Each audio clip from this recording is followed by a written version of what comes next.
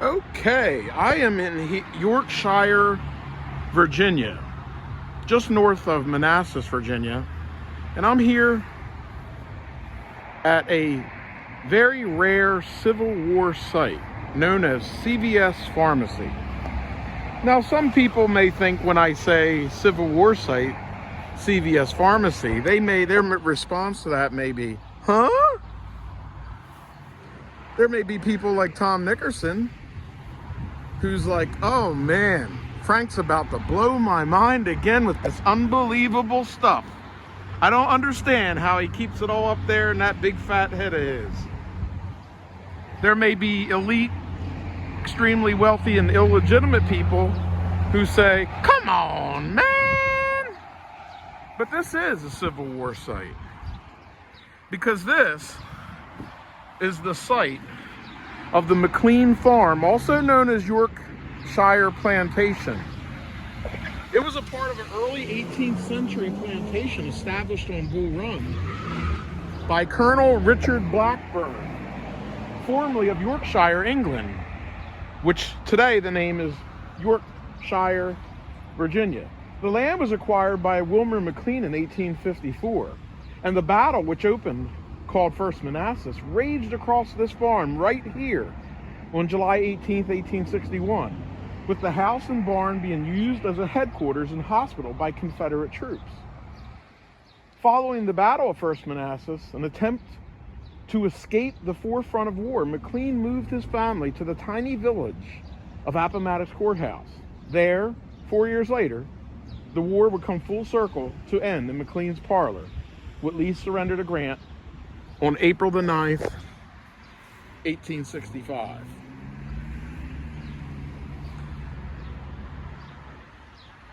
Now, during the battle, a shell supposedly struck the kitchen chimney, sending debris downward and ruining a meal that was being prepared for General Beauregard. As the First Battle of Manassas raged several miles west in that direction, on July 21st, skirmishing continued near the McLean home. The fighting and the Confederate occupation ravaged the farm. Now, when the Confederates evacuated this area in 1862, McLean moved to Richmond, then, of course, as I stated earlier, to Appomattox Courthouse in Virginia. He felt safe from the campaigning armies and continued his business ventures with the Confederate government.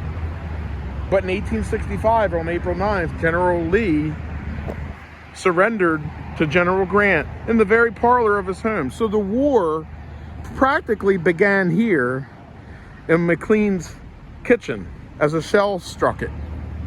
It ended in his parlor of his new home just 4 years later. So again, this is a Civil War CVS here in Yorkshire, Virginia. And I've been your historian, Frank Patrick Murren Jr. Okay, it's here, Frank again here at Manassas. I'm here at 2nd Manassas today, over at the Groveton Monument, one of the oldest monuments, dedicated in 1865. It's the oldest Civil War monuments it is. It's dedicated to Union soldiers that fought here at Manassas. It once was topped with artillery shells at one time, and they were stolen by relic hunters. Right over here is the unfinished railroad cut, which goes down this direction toward the Sudley Church. However, this area is called Deep Cut because it was the deepest part that was cut for the railroad tracks that never happened. And again, a lot of Union soldiers, Pennsylvania, New Yorkers fought in this extremely rough area. If you walk it, it's uphill from the parking lot there in the distance. Very rocky ground, very muddy ground, as you can see. It would not have been pretty in 1861 and 1862, and neither was the actions that were fought around here.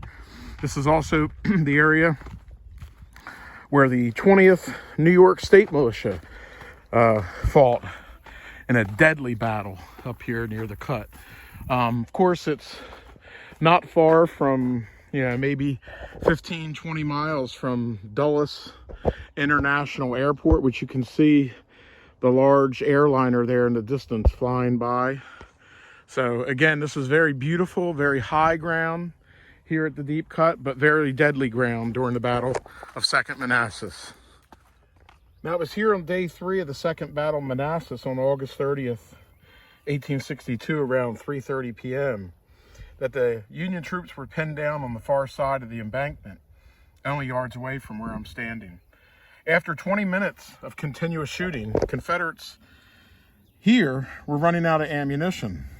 Frantically, they searched around their dead and wounded and all their comrades for cartridges. Others pried stones from the railroad grade and hurled them down on the enemy. Already shell-shocked, some bewildered Federal troops threw stones right back at them. This rock fight lasted only but a moment, but by the time the Confederates resorted to such desperate tactics, the enemy attack had already weakened. Soon, reinforcements arrived to drive off the remaining Federal troops, and the rock throwing had no effect on the battle's outcome. Yet the incident grew in legend, an image of a desperate close quarters fighting here at the Deep Cut. It was here on August 30th, 1862, about 3:15 p.m., that the 24th New York Infantry, also known as the Oswego Regiment from Oswego, New York, under the command of Major Andrew Barney, and he said, "Those of us on the embankment were too few even to attempt to drive out the Confederates on the other side, and accordingly lay as flat as the slope as we could, crawling occasionally to the top and discharging our muskets, held horizontally over our heads. Bullets were pouring in from the infantry behind us. Our second line gave way and ran back to the cover of woods, leaving us on the embankment to our fate." Corporal Theron Haight, Second Battle of Manassas, August 30th, 1862 at 3:15 p.m. On August 30th, 1862 at 3:15 p.m., the 20th New York State Militia, Ulster Guard, Colonel George W. Pratt. The order was given to advance, and the 3 lines moved slowly forward, receiving the enemy's musketry and canister. The first and second lines melted away, and I found myself in the first line and under a murderous fire. The right of my line advanced to within a few yards of the railroad embankment behind which the enemy was posted, when a large portion of officers and men being killed or wounded, the line fell back a few rods, closed up, and advanced again with the same result. For the 3rd time, the effort was repeated, but the fire was too heavy, and my men had now become too few to give hope of success. Lieutenant Colonel Theodore B. Gates, at the Second Battle of Manassas, August 30th, 1862. And that in front of us is also a witness tree, which would have been here when the 20th New York State Militia fought in this area at 3:15 p.m. at the Battle of Second Manassas on August 30th, 1862. In this area, on August 13th, 1862 at 3:15, the 20th New York State Militia, Ulster Guard, under Colonel George W. Pratt, the order was given to advance, and 3 lines moved slowly forward, receiving the enemy's musketry and canister. The first and second lines melted away, and I found myself in the first line and under a murderous fire. The right of my line advanced to within a few yards of the railroad embankment behind which the enemy was posted, when a large portion of officers and men being killed or wounded, the line fell back a few rods, closed up, and advanced again with the same result. For the 3rd time, the effort was repeated, but the fire was too heavy, and my men had now become too few to give a hope of success.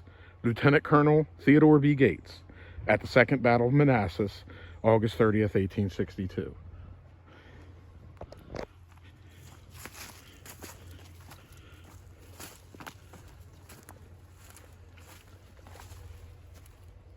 Of course, this is a witness tree from the battle here. We could call this the 20th New York State Militia witness tree. And this is the area in which we just spoke about, where Colonel Theodore Gates just gave that report.